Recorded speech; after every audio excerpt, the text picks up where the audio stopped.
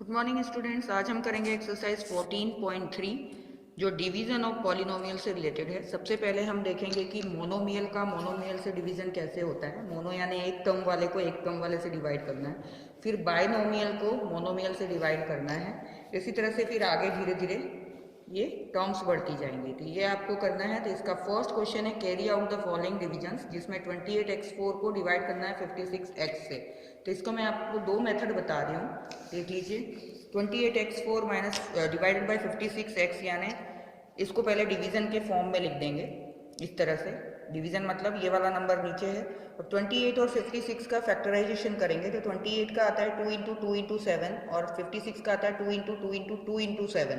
ये फैक्टराइजेशन आपको आना चाहिए, ये आपको करना है। उसके बाद उसको अलग अलग लिखना है। 28 मतलब 2 इंटू 2 इंटू 7 और x 4 टाइम्स है, यानी x into x into x into x. और फिर 56 में एक 2 बढ़ जाएगा, तो 2 इंटू 2 इंटू 2 इंटू 7 और एक बार x। तब इसमें से 2 2 और एक 7 और एक x कट जाएंगे। ये 2 ये 2 ये 2 ये 2 ये 7 और ये 7 और ये x और ये x। तो ऊपर क्या बचा? 1 2 3, यानी x क्यूब बचा, x की पावर 3 और नीचे बचा 2। तो ये इसका आंसर होगा x की पावर 3 डिवाइड बाई 2।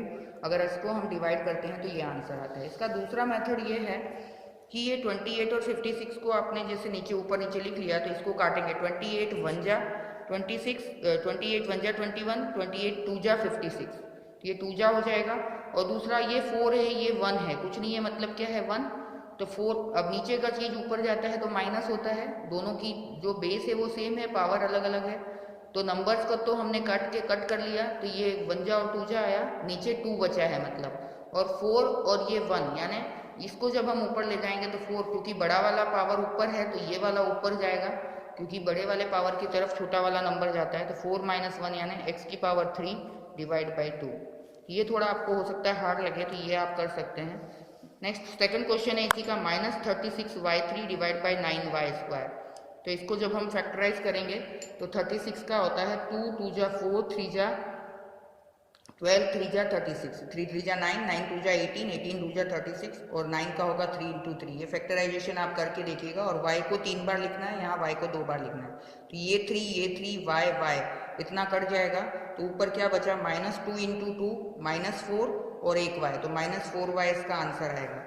नेक्स्ट भी इसी तरह से आप चाहते थे इसको कट भी कर सकते थे, 9 4 जा 36 और 3 - 2 करके y बचता है, ऐसा भी कर सकते थे। इसको सेकंड वाले मेथड के हिसाब से करते तो 9 1 जा 9 4 जा तो -4, और ये y ऊपर की पावर बड़ी है तो ये ऊपर जाता तो 3 - 2 हो जाता, तो 1 बचता, यानी -4y उससे भी आ जाता। फिर ये वापस वही ऊपर नीचे लिख लिया, इसको फैक्टराइज किया, 2 3 जा 6, 11 जा 66, और ये p एक बार है, q 2 बार है और r 3 बार है।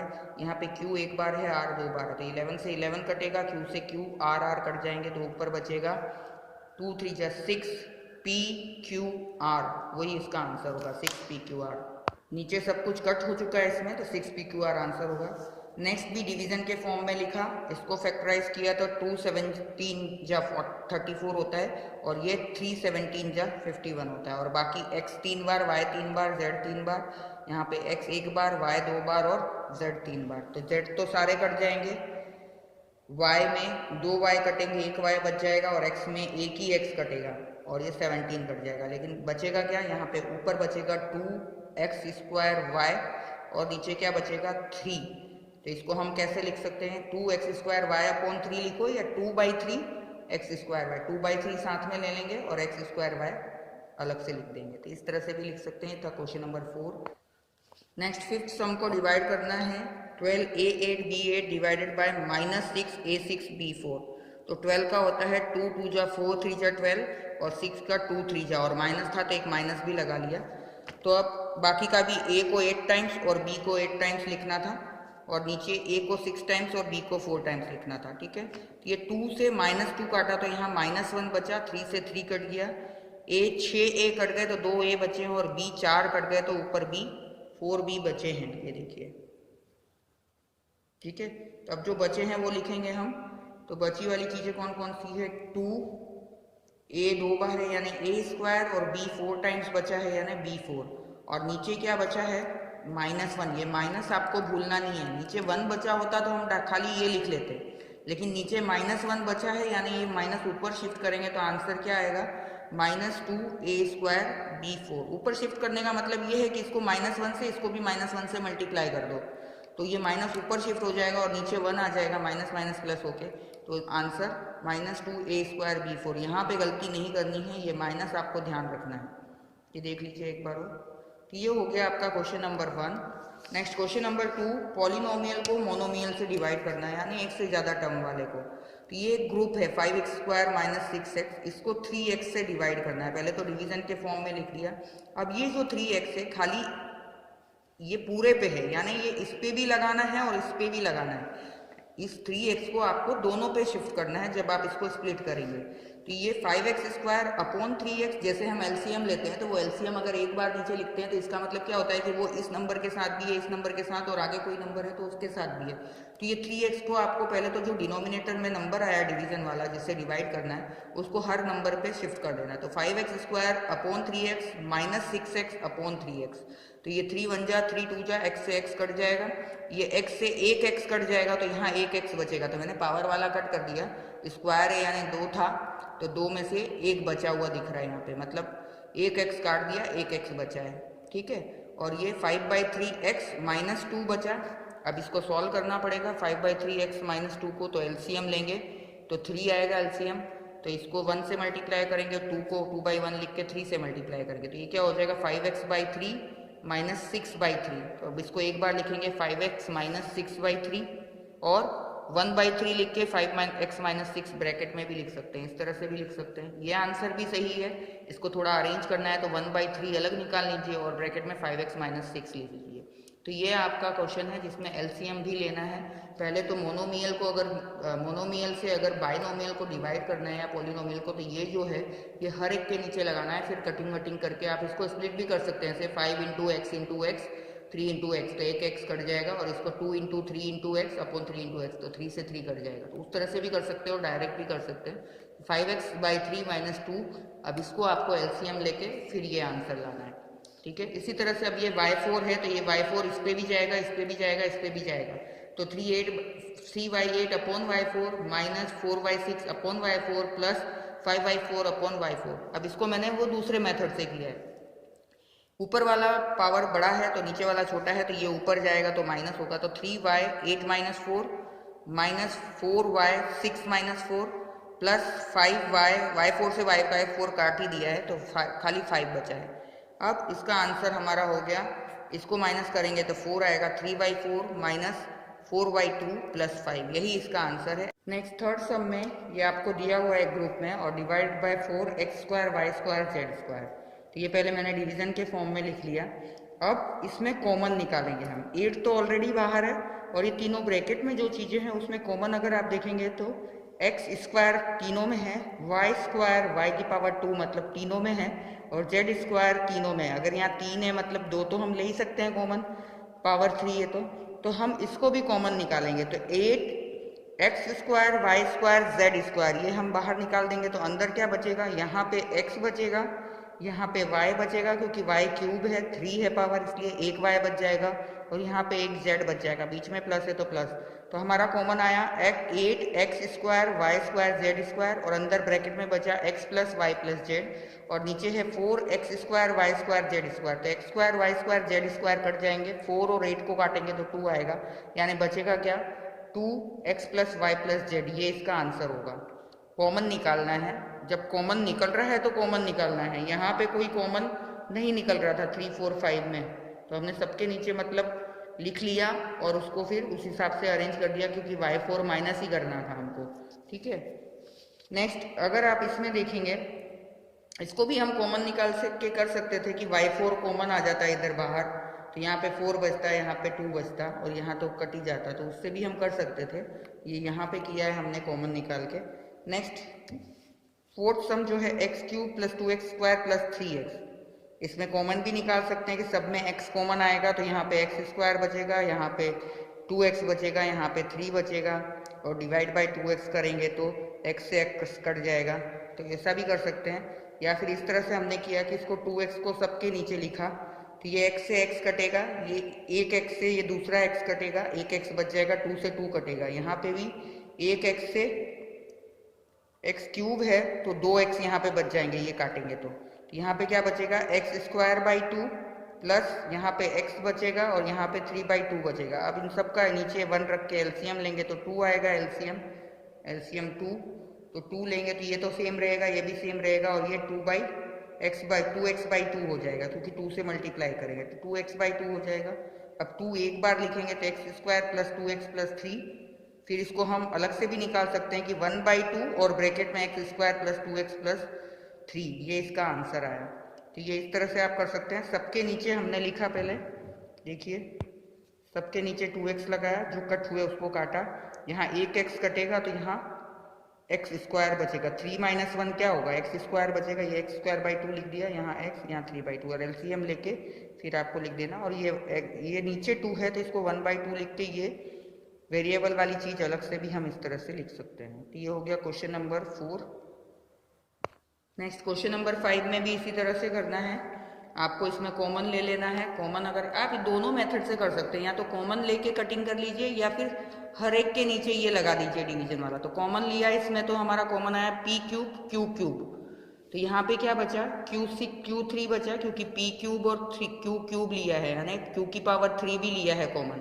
तो यहाँ p³ तो बाहर निकाल लिया है तो यहाँ q3 बचेगा और माइनस p3 बचेगा और नीचे p³ q³ है ही तो उसको काट देंगे तो हमारा आंसर क्या है, q⁻³ माइनस p⁻3।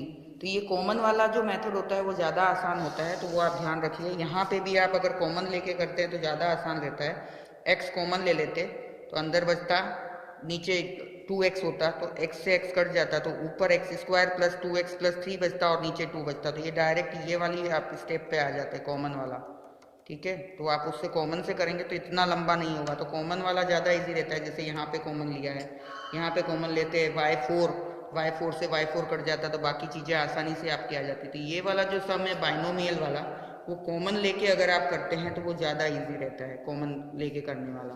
तो कुछ सम मैंने कॉमन से बताए हैं और कुछ डिवीजन से बताए हैं, तो आप देख लीजिए जो इजी हो उससे आप कर सकते हैं। कॉमन मेथड वाला इजी रहता है, ये वाला मेथड ज़्यादा इजी रहता है कॉमन निकालना। Next, work out the following division, 10x - 25 divided by 5। तो ये दोनों के नीचे मैंने 5 लिख दिया तो 5 2 जा और 5 5 जा, तो 2x - 5 आंसर आया, दोनों के नीचे लिखा। या फिर इसको अगर आप कॉमन वाले मेथड से करते तो मैं बताती हूँ, देखिए इसमें आता 5 तो 2x - 5 बचता और डिवाइडेड बाई 5, तो ये 5 से 5 कट जाता तो आंसर आ जाता 2x - 5। तो ये मेथड 2 है। तो आप दोनों मेथड में से कोई भी मेथड यूज़ कर सकते हैं। अगर आपको ये टफ लगता है तो आप कॉमन निकालिए, ये ऊपर ये नीचे लिखेंगे पहले तो, फिर इसमें कॉमन क्या आएगा कि 5 के टेबल में दोनों नंबर आते हैं तो हमने 5 को कॉमन निकाल लिया तो अंदर बचा 2 जा 10 तो 2x बचा और माइनस 5 5 जा तो ये 5 बचा। तो इस तरह से भी आप कर सकते हैं, ये कॉमन वाला मेथड ज़्यादा ईजी रहता है। नेक्स्ट सम है, नेक्स्ट सम में वापस मैंने कॉमन से ही किया है। यहाँ पे 2x - 5 नीचे आ गया, अब इसमें 5 कॉमन लिया तो 2x - 5 और नीचे वाला 2x तो ये कट गए तो 5 आंसर आएगा। इसी तरह से थर्ड में भी कॉमन ही निकाला है, 10y ऑलरेडी लिखा हुआ है और इसमें कॉमन क्या आएगा, 3 के टेबल में ये दोनों आते हैं तो 10y × 3 कॉमन निकाल लिया तो यहाँ 3 2 जा होता है इसलिए 2y बचा और यहाँ 7 जा होता है इसलिए 7 बचा, तो 2y + 7 बचा और नीचे 5 2y + 7, 2y 7 से 2y + 7 कट गया और 5 से 10 कट गया तो 2 × 3y यानी 6y आंसर आएगा। तो ये कॉमन निकालने वाला मेथड ज़्यादा इजी होता है। नेक्स्ट, ये वाला ऊपर ये नीचे लिखा, अब इसमें और कॉमन अगर आप देखेंगे तो इन दोनों में 3 कॉमन आ रहा है तो 3 को भी बाहर निकाल लिया तो अंदर बचा z - 3 8 जा होता है तो z - 8 बचा, तो नीचे का z - 8 और ऊपर का z - 8 कट जाएगा, एक x एक y से ये एक x और y कट जाएंगे। फिर 27 है तो 3 से काटेंगे, 3 9 जा 27 और फिर ये 9 से 9 कट जाएगा, यानी ऊपर क्या बचा xy बचा और नीचे तो सारे कुछ कट ही चुके हैं तो आंसर आया xy। तो ये कॉमन निकालने वाले मेथड से आप करिए। नेक्स्ट, फिफ्थ सम में भी 96 ABC ऑलरेडी है और इसमें क्या कॉमन निकलेगा 3, तो a - 3 4 जा होता है इसलिए a - 4 बचेगा और इसमें क्या कॉमन निकलेगा 5, तो यहाँ पे b बचेगा और -6 बचेगा, तो a - 4 b - 6 कट जाएंगे।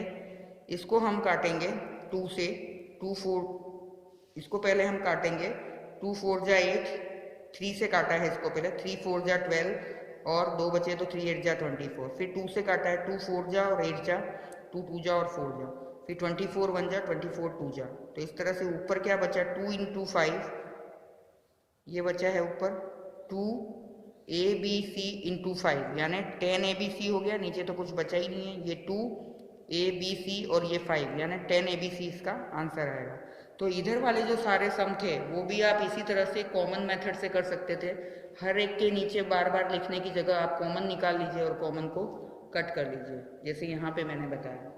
ये मैंने उस मेथड से बताया जिसमें 5 दोनों के नीचे लिखा है, और दूसरा ये मेथड है जिसमें कॉमन आप निकाल के कट करके और कर सकते हैं। तो ये सारा कॉमन से ही किया हुआ है, तो ये आपको करना है। ये क्वेश्चन नंबर 3 फिनिश होता है। क्वेश्चन नंबर 4 है डिवाइड एज डायरेक्टेड, यानी इसको डिवाइड करना है 2x प्लस 1 से।